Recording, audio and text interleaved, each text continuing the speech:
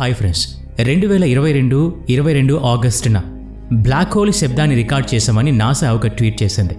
ఆ శబ్దానికి black hole remix అని పేరు పెట్టింది. నాసా రికార్డ్ చేసిన శబ్దాన్ని సాధారణ స్థాయిలో ఎవరు వినలేరు.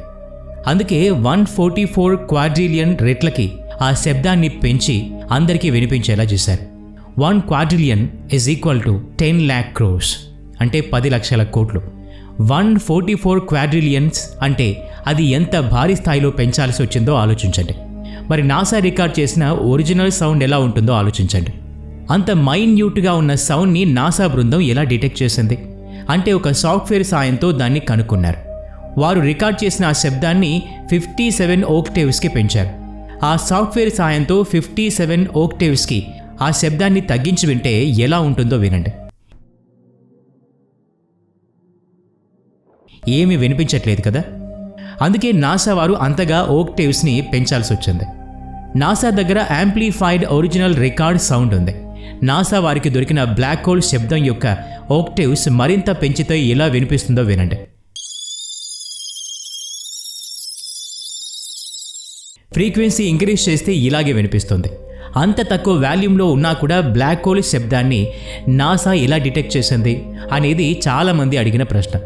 2003లో నాసా పరిశోధకులు చంద్ర ఎక్స్రే అబ్జర్వేటరీ సాయంతో స్పేస్ చుట్టూ జరుగుతున్న పరిణామాల్ని స్కాన్ చేసి చూస్తూ ఉన్నారు.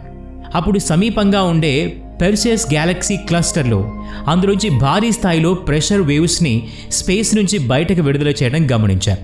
Pressure wave is nothing but sound. శబ్దం ప్రయాణించడానికి ఒక మీడియం కావాలి. భూమి మీద వాతావరణం ఉంటుంది. ఈ వాతావరణంలో శబ్దం ప్రెషర్ వేవ్ ద్వారానే ట్రావెల్ చేస్తుంది. ఏదైనా ఒక పదార్థం శబ్దాన్ని విడుదల చేస్తూ ఉన్నప్పుడు ఆ ప్రాంతం వైబ్రేట్ అవుతుంది. అప్పుడు ఆ చుట్టుపక్కల పార్టికల్స్ కూడా వైబ్రేట్ అవుతాయి. దీంతో ఒక చైన్ రియాక్షన్ ప్రొడ్యూస్ అవుతుంది.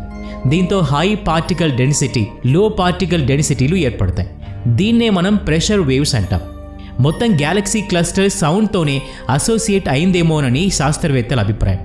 సౌండ్ వేవ్స్ గ్యాలక్సీ క్లస్టర్ మొత్తం ప్రయాణిస్తున్నాయని వారి అభిప్రాయం. వీటిని సునిశ్చితంగా పరిశీలించడం మొదలుపెట్టారు. అప్పుడు తెలిసిన విషయం ఏంటంటే ఒత్తిడిని కలిగిస్తున్న గ్యాస్ బ్లాక్ హోల్ నుంచి వస్తుంది అని గమనించారు. బ్లాక్ హోల్స్ నుంచి వెలువడే ప్రెషర్ వేవ్స్ ఎంత తీవ్ర స్థాయిలో ఉండేవంటే ఈ క్లస్టర్ నుండి వెలువడే హాట్ గ్యాసెస్ పైన రెపెల్స్ జనరేట్ చేస్తున్నాయని తెలుసుకున్నారు. ఒకవైపు Einstein theory of relativity macro స్కేల్లో ప్లానెట్, స్టార్స్, గ్యాలక్సీల గురించి సైన్స్ ఏం చెప్తుందో చాలా అద్భుతంగా మనకి తెలియజేస్తుంది. మరోవైపు నీల్స్ బోర్, మ్యాక్స్ ప్లాంక్ల క్వాంటమ్ థియరీ మైక్రో లెవెల్స్లో అంటే న్యూట్రాన్స్, ప్రోటాన్ స్థాయిలో విశ్వం ఎలా పనిచేస్తుందో అద్భుతంగా చెప్తుంది. అయితే ఈ రెండు సిద్ధాంతాలు ఒకదానితో ఒకటి విభేదిస్తాయి, కంపాటిబుల్గా ఉండవు. అందుకే విశ్వం గురించి సమగ్రంగా తెలుసుకోవాలనుకుంటే ఈ రెండు సిద్ధాంతాల్ని కలిపి అధ్యయనం చేయడం చాలా అవసరం. ఈ రెపెల్స్ని నాసా 2022 ఆగస్టు 22న పరిశీలించింది. బ్లాక్ హోల్ నుండి వెలువడే శబ్దాన్ని ప్రపంచం ముందు ఉంచింది.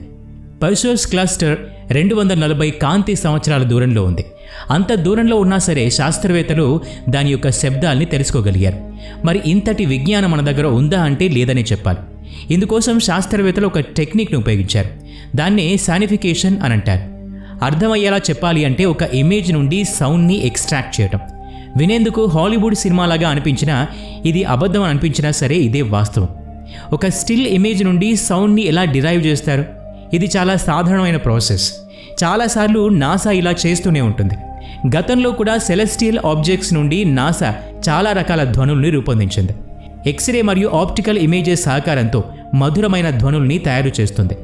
మీకు ఈ చిత్రంలో కనిపిస్తోంది కదా. ఈ చిత్రాల్లో ఉండే బ్రైట్నెస్ని ముందుగా పిచ్లోకి కన్వర్ట్ చేస్తారు. ఆ తర్వాత మ్యూజిక్ షీట్ లాగా ఒకే డైరెక్షన్లో స్కాన్ చేస్తారు. అప్పుడు సెలెస్టియల్ మ్యూజిక్ ఇలా తయారవుతుంది. ఇటీవల నాసా తయారు చేసిన బ్లాక్ హోల్ శబ్దం కూడా ఇలాగే రూపొందించారు. కాకపోతే ఇందులో మరో చిన్న టెక్నిక్ వాడారు. ఈసారి బ్లాక్ హోల్ బ్రైట్నెస్ని పిచ్లోకి కన్వర్ట్ చేయలేదు. ఈ గ్యాలక్సీ క్లస్టర్లోని బ్లాక్ హోల్ క్రియేట్ చేసిన డెన్సిటీ వేవ్ని డిటెక్ట్ చేసి అనలైజ్ చేశారు. ఆ తర్వాత సౌండ్ని రేడియల్గా జనరేట్ చేశారు. లెఫ్ట్ నుండి రైట్కి స్కాన్ చేయకుండా క్లాక్ వైజ్ స్కాన్ చేశారు. దీంతో బ్లాక్ హోల్ ధ్వని రికార్డ్ అయింది. యూనివర్స్లో సౌండ్ని డిటెక్ట్ చేసే టెక్నిక్స్లో ఇదొకటి. మరో టెక్నిక్ కూడా స్పేస్లోని శబ్దాల్ని డిటెక్ట్ చేయడంలో ఉపయోగిస్తారు. అదే ప్రోబ్. శాస్త్రవేత్తలు ప్రోబ్ మీద ఒక డివైస్ ఇన్స్టాల్ చేస్తారు. అది స్పేస్లోని ఆబ్జెక్ట్స్ విడుదల చేసే సౌండ్స్ని డిటెక్ట్ చేస్తుంది. ఈ డివైస్లో 3 కాయిల్స్ బిగించి ఉంటాయి. ఇవి 3 కూడా 3 డైమెన్షన్స్లో ఉంటాయి. ఈ ప్రోబ్ స్పేస్ ఎక్స్ప్లోరేషన్ మొదలు పెట్టగానే ఇందులో బిగించిన ఆబ్జెక్ట్స్ మ్యాగ్నెటిక్ అండ్ ఎలక్ట్రికల్ ఫ్రీక్వెన్సీస్ని క్యాప్చర్ చేస్తాయి. అలా క్యాప్చర్ చేసిన ఫ్రీక్వెన్సీస్ని భూమి మీదకు పంపిస్తాయి. అలా వచ్చిన ఫ్రీక్వెన్సీస్ని శాస్త్రవేత్తలు డిజిటల్ రూపంలోకి కన్వర్ట్ చేసి సౌండ్ జనరేట్ చేస్తారు. ఇదంతా విన్నాక మీలో అనేక సందేహాలు కలుగుతూ ఉన్నాయి కదా. స్పేస్లో శబ్దం ఎలా విడుదలవుతుంది? అక్కడంతా వాక్యూమ్ ఉండింది కదా అని అందరికీ అనుమానం రావడం సహజం. పార్టికల్స్ ఉండనే ఉండవు. అలాగని బ్లాక్ హోల్ దగ్గరికి ఎలాంటి ప్రోబ్ పంపలేదు. ఇది ఎలా సాధ్యమైందంటే సోనిఫికేషన్తోనే.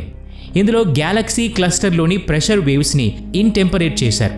అయితే ప్రెషర్ వేవ్స్ మాత్రమే సౌండ్ని జనరేట్ చేస్తాయి కదా. అంటే ఏంటి, విశ్వంలో కూడా సౌండ్ ప్రొడ్యూస్ అవుతుందా? ఇప్పటి వరకు విన్నదంతా భ్రమేనా? ఇప్పటి వరకు మనం విన్నదేంటి, స్పేస్లో ఎలాంటి శబ్దం ఉండదు, ఎందుకంటే అక్కడ వాతావరణం ఉండదు కాబట్టి. అలాంటప్పుడు ఈ ఫైండింగ్స్ని ఎలా అర్థం చేసుకోవాలి? స్పేస్లో సౌండ్ ప్రొడ్యూస్ అవుతూ ఉంటే వాటిని ఎందుకు డిటెక్ట్ చేయలేకపోతున్నాం? చుట్టుపక్కల పార్టికల్స్ ఉంటేనే వేవ్స్ క్రియేట్ అవుతాయి. గ్యాలక్సీలోని డస్ట్ అండ్ గ్యాసెస్తో ఇది సాధ్యమే. ఈ గ్యాలక్సీ క్లస్టర్ అనేక మిలియన్ కాంతి సంవత్సరాల దూరంలో ఉంది. ఈ ప్రెషర్ వేవ్స్ కూడా అంతే భారీ స్థాయిలో ఉంటాయి. దీన్ని మనం మన భూమి మీద వెలువడే శబ్దాలతో పోల్చి చూస్తే మనిషి వినగలిగిన శక్తి 20 హెర్ట్జ్ నుంచి 20,000 హెర్ట్జ్ వరకు ఉంటుంది. 20 హెర్ట్జ్ అంటే సౌండ్ వేవ్ 1 సెకండ్లో 20 సార్లు పైకి కిందకి కదులుతుంది. పర్సియస్ గ్యాలక్సీ క్లస్టర్ని పరిశీలించాక తెలిసిన విషయం ఏంటంటే అక్కడ ప్రెషర్ వేవ్స్ యొక్క 1 ఆసిలేషన్ పీరియడ్ 9.8 మిలియన్ ఇయర్స్. దీన్ని బట్టి దీని ఫ్రీక్వెన్సీ ఎంత తక్కువగా ఉంటుందో అర్థమవుతుంది. అంటే సాధారణ ఓక్టేవ్స్ కన్నా 50 రెట్లు తక్కువగా ఉంటుంది. అసలు ఓక్టేవ్స్ అంటే ఏంటో తెలుసుకుందాం. ఓక్టేవ్స్ అనే శబ్దం లాటిన్ నుంచి వచ్చింది. అంటే అర్థం 8. వీటిని ఎక్కువగా మ్యూజిషియన్స్ వాడుతూ ఉంటారు. ఇండియన్ క్లాసికల్ మ్యూజిక్లో 7 స్వరాలు ఉంటాయి. వాటినే నోట్స్ అంటారు. సరిగమ పదనిస. ఇక్కడ సా రెండోసారి వస్తుంది. ఈ ఫ్రీక్వెన్సీ రిపీట్ అవుతుంది. మొత్తం 8 నోట్స్. ఇది ఓక్టేవ్. నోట్స్లో ముందుకెళ్లే కొద్దీ వాటి సీక్వెన్స్ కూడా పెరుగుతుంది. ఓక్టేవ్ని కూడా ఇలాగే నిర్వచిస్తారు. మొదటి సా కన్నా రెండో సా ఫ్రీక్వెన్సీ రెట్టింపు అవుతుంది. మొదటి సా ఫ్రీక్వెన్సీ 65.4 హెర్ట్జ్గా ఉంటే రెండో సా ఫ్రీక్వెన్సీ 130.8 హెర్ట్జ్గా ఉంటుంది. 20 హెర్ట్జ్ నుంచి 20,000 హెర్ట్జ్ మధ్య 20 ఓక్టేవ్స్ ఉంటాయి.